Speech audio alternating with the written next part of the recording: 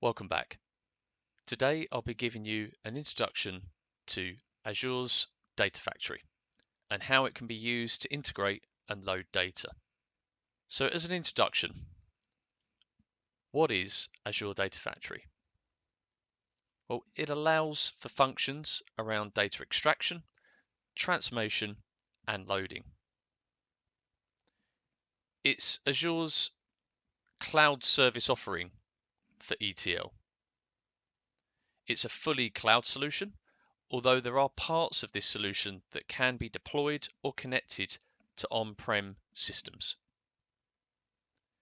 Because it's cloud, it's scalable and it's serverless. It allows you to create data integrations between multiple sources of data. Simply put, it allows you to move data from one to another or multiple platforms and services. It also contains lots of useful built-in connectors. Some of these are below. So here we can see that we've got SFTP and FTP services. We can connect to NoSQL databases as well as SQL databases. It can connect to various different enterprise data warehouse systems. So we've got Teradata, Oracle here as well. It can also connect to Amazon S3 services as well as platforms such as ServiceNow, Salesforce, and Dynamics. So that gives you an idea of what Azure Data Factory can potentially do. In order to understand this in a more coherent way, let's run through a picture to give you a better idea. So you've got a warehouse. We'll use IKEA warehouse as an example, and you want to send some goods from that warehouse to somebody's home. In order to do that, there are a number of steps. Firstly, you need to know where the address of the warehouse is. Then you also need to understand what the loading instructions would be in order to put these goods onto a vehicle or some sort of transport means. You also need to have the route details, how you're going to get these goods from the warehouse to the home. And then going towards the home, you need to understand what the unloading instructions are. So is it up at the top of the flat? Do you need a towel lift? You've got those kind of requirements there as well. And then lastly, you need to know again the address of the home, the same as you need to understand the address of the warehouse. And this really is a way of depicting the processes that Azure Data Factory offer. Now we've got all of these processes to be complete, but we need someone to deliver those, and that would be our driver. And then there are potentially going to be multiple drivers delivering multiple goods from different warehouses to different homes. So because of this, we're then going to need some kind of fleet manager who's going to oversee those drivers. This really is what Azure Data Factory is doing. So if we can understand this, we can then move on and start to turn each one of these concepts into the various components for an Azure Data Factory. Let's do that now. So when building an Azure Data Factory, we need to start with the first part, which is the input. So this example, we have a Blob storage account, and within that Blob storage account, we've got a file, which is a clients.csv file. Then our home, the output side of it, is a SQL database where we've got a client table. What we need to be able to do is transport the data here and get it to land in our client table. In order to do that, we've got various components we need to configure. Firstly, we need to configure a linked service. This will be a pointer to where the data is and the sort of type of data. We then need to have a data set which describes how this data is constructed. We then need some kind of transformation process. So in this case, it's a copy data process. We'll then have a description of the data set for the client table, and then a linked service pointing us to the SQL database that contains the client table, which is in the format of the data set. So again, this is very, very similar to our sort of logistics example we just went over, but these are the various different components you need and the names of those components within Azure Data Factory. Now, like our delivery driver, we'll then have something called integration runtime that will be running these components.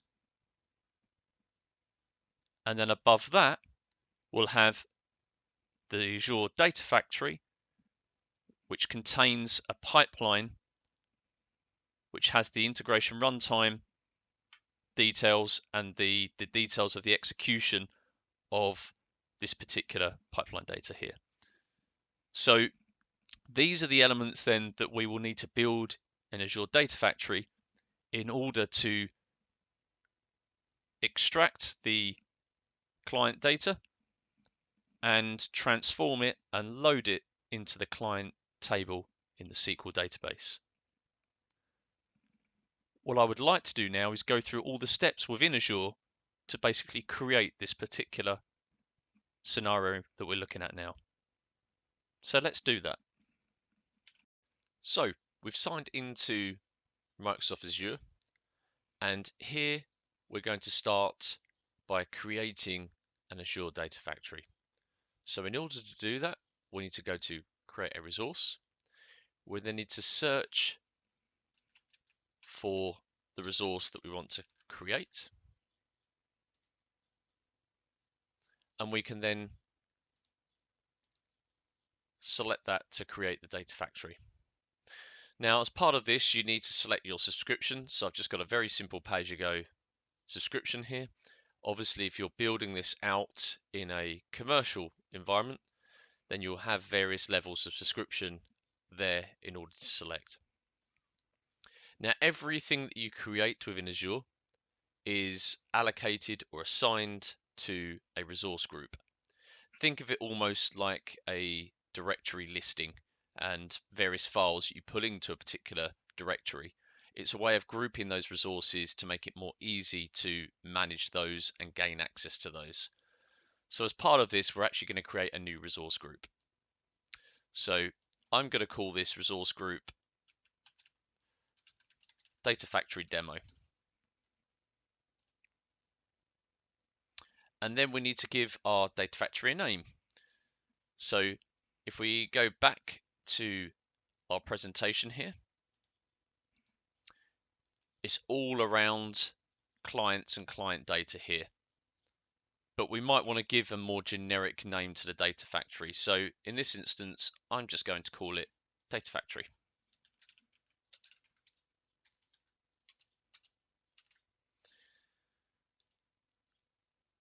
Here we need to select our region. So generally you want everything that you're going to build, any components, ideally in the same region. That just makes it more, well, they're closer connected, I suppose. You obviously can have different elements across different regions, but it tends to be better to put them in one. So here I'm simply looking for North Europe.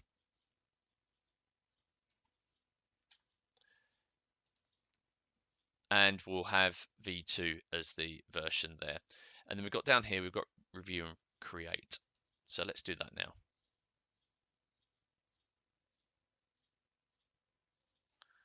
Okay, what have I forgot to select? Data factory name is already taken. So we've got to give it a new unique name. So let's try Data Factory Demo. And then we'll just put the year in here. Let's see if we're able to do that. No, okay. Let's try the date. So there we go. So we have to ensure that our name that we give is unique across the board. So these names don't necessarily mean too much. It's just more around the actual name for that specific resource. So for our purposes, Data Factory demo and a date is perfectly fine. So that looks okay. Let's hit create. And this is now on the right hand side creating our deployment here for the Data Factory.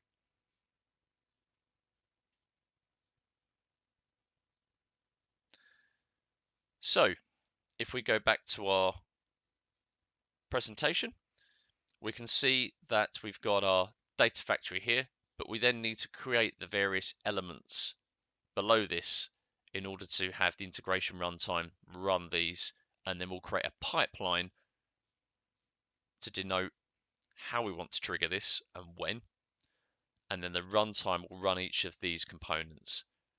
So I think the best place to start here would be looking at the SQL database. So we need to now create a SQL database and a client table for that database.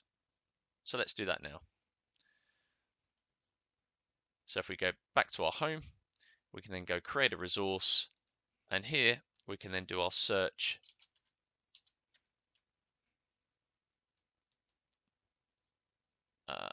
for a SQL database.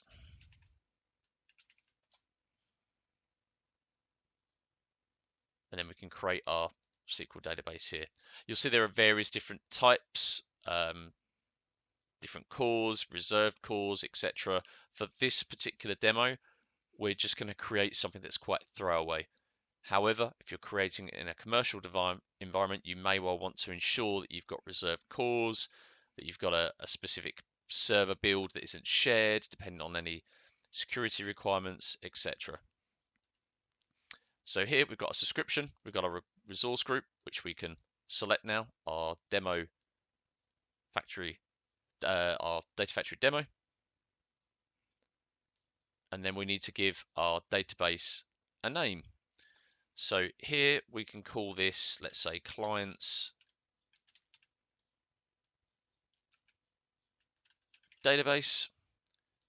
And then what we want to do here is we need to create a server because we haven't currently got one at the moment. So we'll just give that a generic name. Again, we want to try and keep everything in North Europe.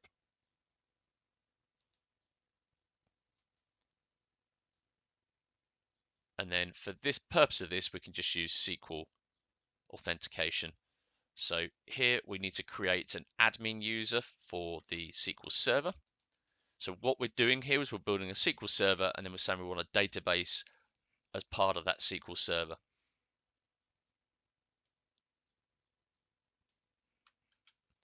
And then I need to just give this a password.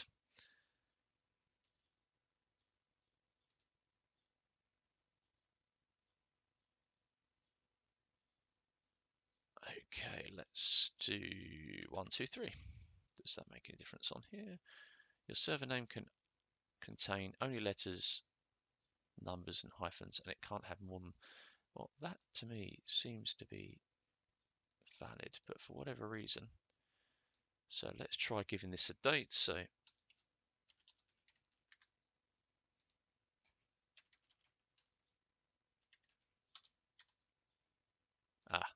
oh, is it capitals that are causing the problem here? Yeah, okay, there we go. Perfect. So we've now got a server name of LSDemo1. We've then got this server being located in North Europe, and we've now given an admin user. Let's make this really clear and make that so it's lowercase so we can ensure that we're keeping everything succinct here. And we've created an admin account for that particular database. So hit OK. Perfect. So we want a database name of clients database. We're creating a new server called LSDemo1 in North Europe. And here we've got an example of what those potential costs would be for that server. In this case, we're using a sort of free version here, so there's not going to be any particular cost for this. Again, we're just using this as a demo. However, if you're building this in an environment for a working solution, then you will then potentially want to reserve certain cores, have fixed storage, and maybe larger storage as well as part of that.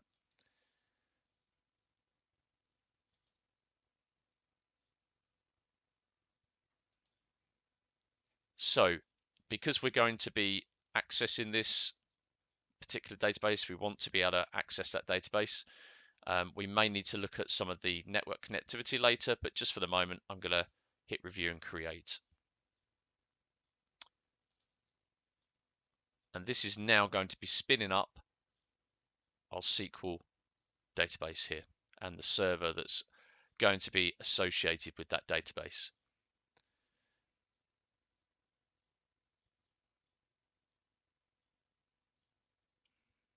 So that looks like it's complete now. We can then have a look at this particular resource as well. So if we go to our main, where we go there, that's been deployed. Let's just refresh this, make sure that's okay there.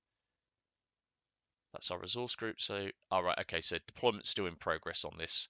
So that should hopefully fairly quickly get built. So while that's going on, if we bring our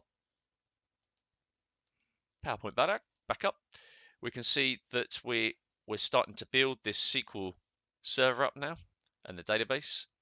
We will need to have a look at creating this table. And we also need to have our input here, which is our blob storage with the client CSV here. So let's look at creating, while that's being deployed, we can look at creating a new resource, which is going to be a storage account. So here we go, we've got storage account here, and we want to create a new storage account. Again, we're going to create this in the same resource group because this solution is all around that single resource group. And then we need to give our storage account a name. So let's try, let's demo 1. We want it in North Europe and geo redundant. That's absolutely fine. So we can then hit review and create. That looks okay. We can hit create, and this is then going to create our storage account.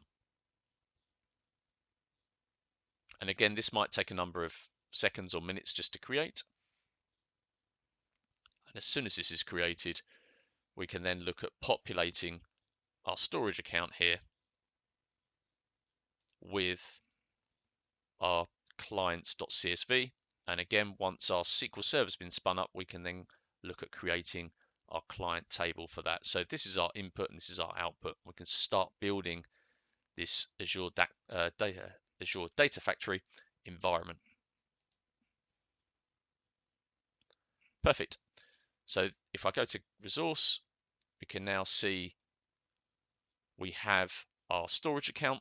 If I go to containers on the left, I can then look at creating a new container. So for this, we can just call this ls demo 1.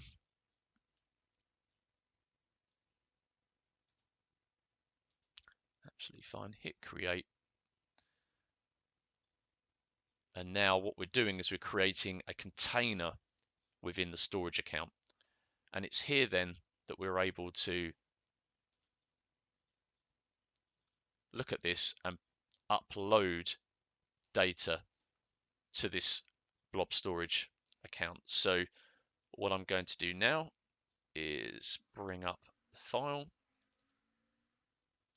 I can then grab this file and I can basically drop it in here and hit upload. And instantly now we have got a storage account that contains a clients.csv here. And you can see that's quite straightforward. And if I go edit to edit the file, we can see the contents of the file here. So I've got a couple of extra character terms. I'll just clear that just to make that valid. We've got ID, name, number of employers, and turnover. So it's a list of clients with an identification number, a name, the number of employees, and then the turnover. Perfect. So we've got that file there now. We can also preview this as a table because it knows it's a CSV.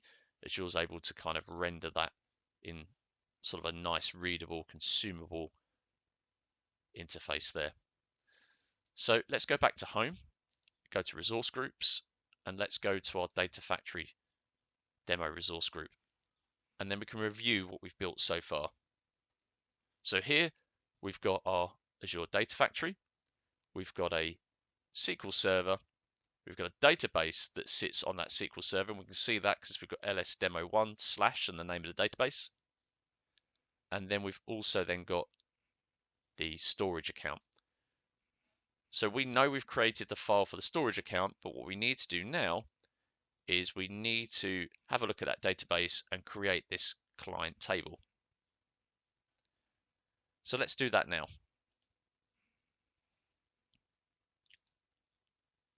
So if we gain access to the database, we've got a really nice feature here called Query Editor. And it's in preview, but this is quite a nice feature here. So what this enables us to do is run queries against the database. Let me just grab the password for this database. Should be able to log in. Okay, so here it's denying us public access to that database. So what we need to now do, I can come out of this. If we go on the server, I think it'll be under networking. Here we go. We want to allow selected networks, and we can then add our IP address in here. And also we can allow Azure services to access this resource. So if I hit save on this now, on the right hand side, we can see we've got it updated. We can then go back to our resource group, back to the database, hit Query Editor on the left where we were before, and now can attempt to log in. Now, hopefully, this should allow us to log in. There we go. So we're now able to run queries on this database. What I've got, and I'll bring it on screen, is I've got a very simple create table command here. And this is so that we can actually create the table for this particular database.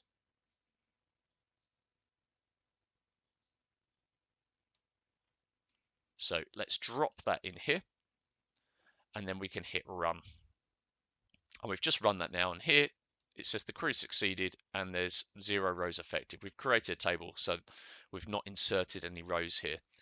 But what we're able to do is expand tables, and then we're able to see that we've got a table created and the various elements for that table here. So that's great. So we are now in a situation where we've got our inputs and our outputs generated and ready to basically do our transformation piece. So we now need to look at generating a linked service for the input and the data set for that linked service, our copy data transformation, and then the data set and the linked service for our SQL Server database here as well. So let's do that now. Going back to our resource groups, we can then, oh wait, let's, yeah, no, it's fine. Resource groups here, we don't need to save because there's nothing we've changed there. We go to our Data Factory demo, so we've got our resource group. Here, we've got our database, we know we've got that ready, we've got our storage account ready. We now need to have a look at the Data Factory and then looking at creating the pipeline. So let's do that now. Select our Data Factory, and we can start having a look at the Data Factory here. So if we launch from Data Factory, you have Data Factory Studio.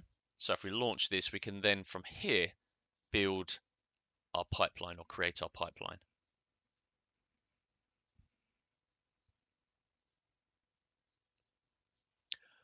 Okay, so we've got various different ingest, orchestrate, transform, configure, SSIS. But what I'm interested in is the author part here. So it's here where we're going to be creating a lot of our elements and basically pulling the different components together in a line, so to speak, so that we can understand the steps, very similar to the presentation that we've been working through.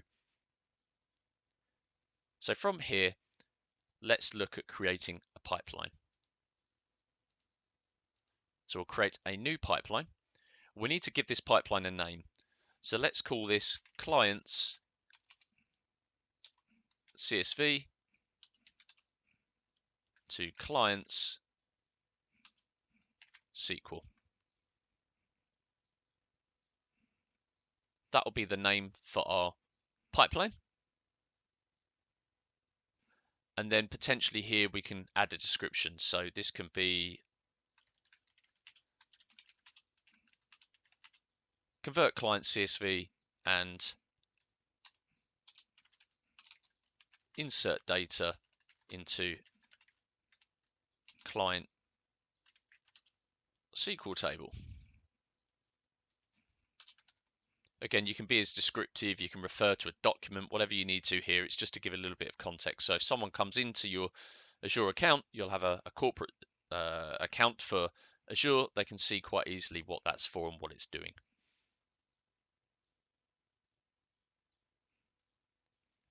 Okay, so here we then got our sort of palette, and from here we can then drag and drop certain services and pieces to this as well. So from here we then need to look at adding our data flows and data sets. So if we have a look at this, we've got our data sets on the left hand side here. So we can start having a look at those. We also need to then start having a look at our linked services as well to add those in. So I think what a good place to be would be if we go under manage. So we're authoring a pipeline here. So this is the designer. But in order to do that, we need to add the components we've created, almost like references to the pipeline, so that we can access those within the pipeline schema, so to speak. So let's go to manage. We go to linked services. We then have a new linked service we need to add. I'm going to pull up the presentation here just to make sure that we're all aligned. So here we need to add a linked service to our Blob storage account in order to gain access to this client's CSV file. So this is our input. So we're going to configure that now. And once we configure that linked service, we can then add a data set for that linked service. So if we search for storage, we've got Azure Blob storage. Perfect. Let's select that, hit continue. We need to give it a name. So we can call this input client file, for instance. It will need an integration runtime. We spoke about that before. Because we're building all of this within Azure and everything is within the cloud, we are going to host that integration service or integration runtime within Azure itself, and it will just do that on your behalf. So we're talking about this here. However, if this file or if the SQL database was on-prem, then you would potentially look at having this runtime running on that server in order for Data Factory to then basically speak to that server, access the data, retrieve it, or the other way around, it could be the blob storage, could be on a file somewhere in the network, and you would have integration runtime running on that file server in order for you to service that connection, basically. Here, everything's in the cloud. So we're quite happy to get Azure to basically create that for us. We'll just go based on account key. There are various different options on here. User assigned managed identity being a really powerful tool there. You can then sort of start managing permissions, etc. And there's a little bit more extensive control there. We're just going to use account key. We'll make this really, really simple. So here we can then select the Azure subscription. We've only got the one. By default, it will select all, and then from here, it will give you the option of the different blob storage accounts you've got. Again, this linked service is a reference to. If you think of it like that, you're telling the pipeline, I want to gain access to an Azure blob storage account, and this is the account. So we're going to do that now. We can then hit create, and that's now created our linked service for that input.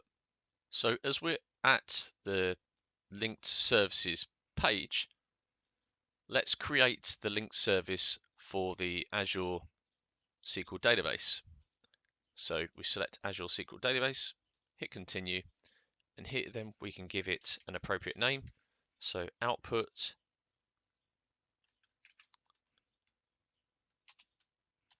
SQL, we can then, we'll just select legacy on here because we're just using that process. Oh, we've got the integration runtime here.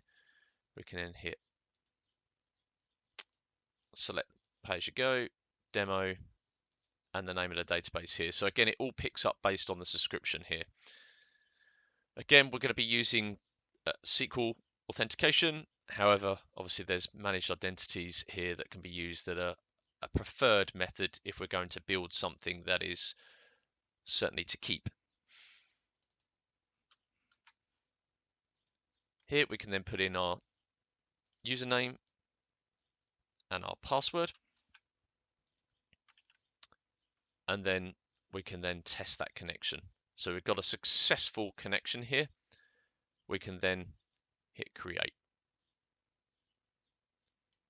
We're at a point now where we've got both our input and output linked services. We now need to create the elements related to the data set. We're at the point now where we've got our data factory, we've got our blob storage and our SQL server and the linked services to those, but we now need to describe the clients.csv data, the CSV data as a data set, as well as describe the data set related to the client table. We can do that now by going back to author and to our data sets, and then we can create a new data set. Our first data set for the input is going to be around a file, and then we can select the particular file related to that. So it is a file, but actually it's going to be around the storage, blob storage. There we go. So we select blob storage, hit continue, and then we can select the specific file here. So we know we've got a delimited CSV file, so we can select that and hit continue. And we need to give this a name. So we'll call this clients CSV. We can then select the linked service because we've already created that now. So we're going to then point that to a specific file. So we've created a linked service to an Azure Blob storage account. We now need to tell it what file to look at. And here we can do a browse and we can actually go and select the file from the Blob storage account that we've created as part of that linked service, which we called input client file. We can then hit OK. That now creates us with a schema for client CSV. And we've got various tabs related to the collection here. So we've got the linked service, file path details here. We can change things based on the column delimiter here, row delimiter, encoding, etc. We've got a very simple file here, so all of the defaults here will be perfectly fine. However, if you've got a CSV that's using semicolon, for instance, we can then describe that, or a pipe, etc. And it can then ingest that data based on the description of the connection and the schema here. So we've got a schema tab here. And again, it's just assign them all to strings. It's a CSV file, they're all strings. That's perfectly fine. And then we've got parameters we can add there if we so need. So I think based on this, that looks fairly good. We can do a test connection here just to make sure that's still aligned. The one thing I will indicate is within our file, we do have the top row as the header row. So we've got that ticked currently at the moment. And then we've got our actual file here. Now we can then go on and create another data set. So dropping this down, it's instantly created that. We're going to create another data set, and this is going to be related to the Azure SQL Database. So we'll hit continue on this. Again, we'll point it to the linked service. It knows it's a type of Azure database. So here we can just call this specifically, because it's going to be around the client SQL table. We can call it, actually, we can just call it client table. Select the linked service, and then it's going to now ask us for the table for that particular database. Again, the linked service is around gaining a connection to, in this case, the Azure SQL database. We now need to give it the table that we want it to use. We can then hit OK, and we now get a new data set. So we've got the one for clients already created, and it's creating new tabs on here, and we can obviously go through these and view them. We can then look at the schema. The schema here will be more precise because obviously we're talking SQL Server terms into what the data set for the data factory is going to sort of view it as. And here we can also hit view details, and it can give you the precision on those as well. Brilliant. So we've now got those set up. We're at the point, if we go back to our presentation now, where we have our blob storage, linked service dataset, and our SQL Server client table, linked service, and dataset for that. So now we're looking at the main component, which is our copy data activity here. So we can now look at that. In order to do our copy process, we need to look at our pipeline. Here we've got on the right hand side various different activities, as they're called, in order to transform and manipulate data. This is going to be a very simple process. So here we're not looking at Databricks or batch services or Azure functions here. We're going to be looking at a move and transform. And this is simply a copy data. So what's really nice about the pipeline is we can literally click and drag. We need to give this a name. I think copy data is probably okay. We can give it a further description if you want. And then we then need to describe mainly here around the source and the sink. So source is our input. So here we're going to be talking about our client CSV data. And again, that pulls that up quite quickly here. And from here, we can also preview that data as well. So we can test and make sure, yep, that looks okay. So we've got 1, 2, 3, 4 rows with our IDs, names, number of employees, and turnover. Perfect. We then need to look at our sink side. So this again is our output. So we can then point that to our client table. And again, the copy data is really around looking at the data sets. And the data sets have already been created based on the link service. So here it's asking us what our write behavior wants to be. So we can go, actually, we will have an insert, for instance. That's perfectly fine. Yep, that looks good. And then we can go to mapping. So we've got our source, our sink, and now we can have a look at the mapping. We can hit import schemas. And what that is going to try and do, and here almost it manages to do it, it's going to take our input file, which is our source, our sink, and go, can I match those up? And it's been able to match up a number of these because the names are basically the same. However, on this side, it wasn't able to map the source column to the sink employees column. So if we select this down, we can actually correct this ourselves. Number of employees. And yes, these are all strings, but it's going to do that conversion for us. Again, this is very simple data, so it's not too complex. And there's not going to be any loss of data from this particular data set here. Okay, we have now built out our solution. We now have our copy data, we have our input, linked service and dataset, and our output, dataset and linked service there as well. Now what we want to do is we want to run this pipeline, which will trigger the integration service in order to run these components. However, we haven't tested this yet. We don't really want to publish and get this pipeline into our kind of infrastructure within Azure and the Azure Data Factory until we've made sure that it is doing what we want it to do. And we can do that by hitting debug.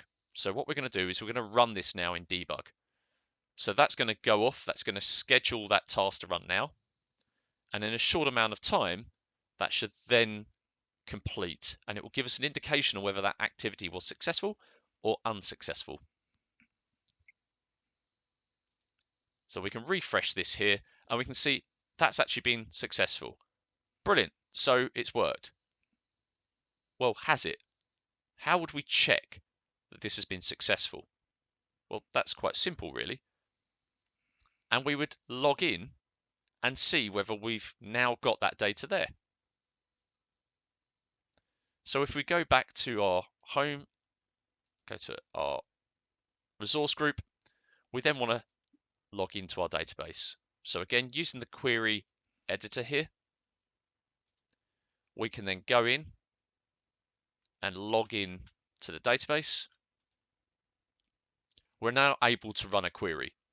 So we know we've got a table called client. So we quite simply say select all from client. And again, we've got like an IDE here where it can pick up and suggest what we might want to do here. So I'm going to hit run and look at that. Fantastic. We've got those records in. So this pipeline has been successful. Let's run it again in debug and just make sure that we're 100% sure that's working okay.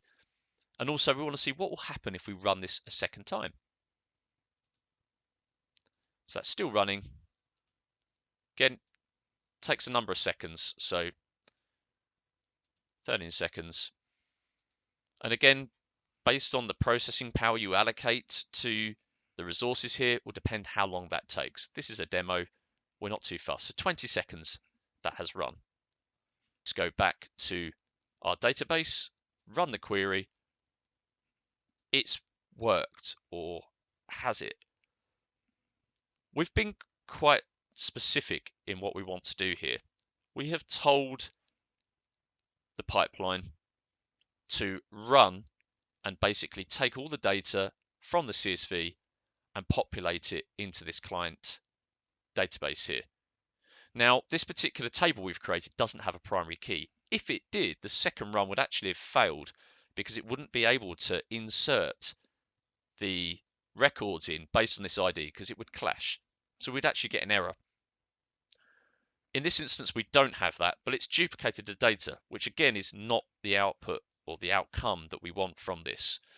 So what we can do, we can delete these records. We can hit run here. And there we go. We've had 8 records deleted. And to confirm that, there we go. We've done a select star and there's nothing there. We can then go back to our pipeline. And within the pipeline, under the sync, which is our output, we have an option to do a pre-copy script. Now, this applies to specific activity before the copy, or in this case, the insert of the data completes. What we can do here to avoid duplicates is we can put delete from client. What that enables us to do is it enables us to run the pipeline and it will basically delete every record from the client table, and then it will run that sync in order to insert the data. So if I hit debug now, we can then see that process is going to run through and we should be able to see that happens. Once this is complete, we can then trigger it again, and we should then check the database to ensure we've only got the original records there and it hasn't duplicated the output. So that's succeeded now. So let's do another debug run. That's queued, and that should take 20 seconds or less to run through.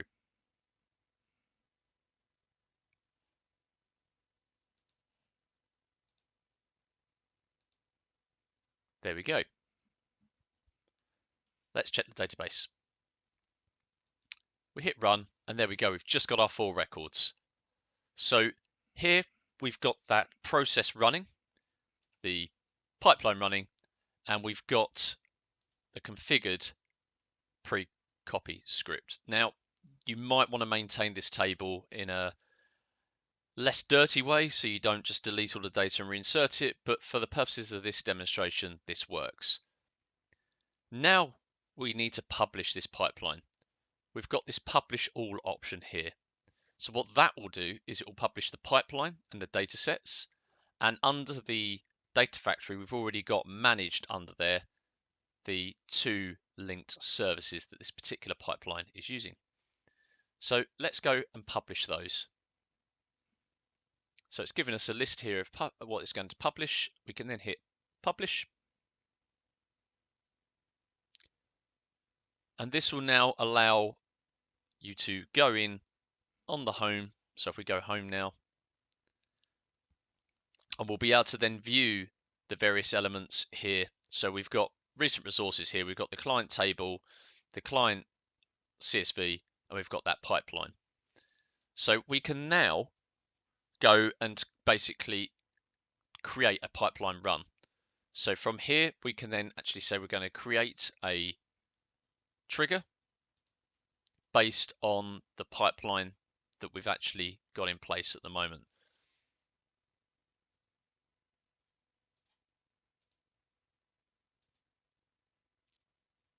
So on the monitor, we've got the pipelines, we've got the trigger runs, so this will get us the visibility of that.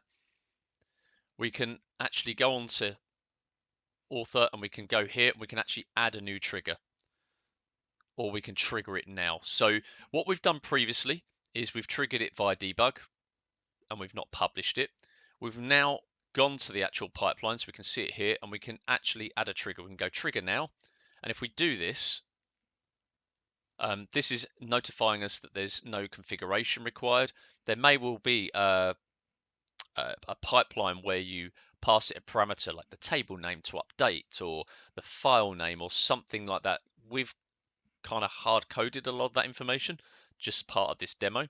So if we hit OK, that's now going to start running that. We can then go to monitor, pipeline runs, and we can see we've got the pipeline name and the date and time of when that was started, and the fact that it is in progress currently at the moment. We can refresh this, and then we'll see that that's actually been, when it has been completed successfully. So we've got a notification here already saying it's been completed successfully. If this process took half an hour, 20 minutes, we can come back and we can refresh this and see that it has in fact been completed, and we can look at how long that's taken and the process around that as well. This is really an introduction into creating the pipelines and to Azure Data Factory. There are various different things you can now do within the Author tab, and you can create certainly much more complex transformations as part of that. You can also add triggers based on different events there as well. So this is a really good introduction for you into Azure Data Factory and how to create an input and output and a very simple transformation. But as we discussed earlier, these can be far more complex. Thank you for joining me on this particular session. Hopefully now you've got a good grasp of an overview of the Azure Data Factory, the various components that it uses, and you're now able to confidently create a free Azure account and play around with some of these components in order to test a solution. If there's anything that you've got a question around or any other topics you would like me to cover, please feel free to reach out on LinkedIn, or equally place a comment on YouTube. Thank you very much.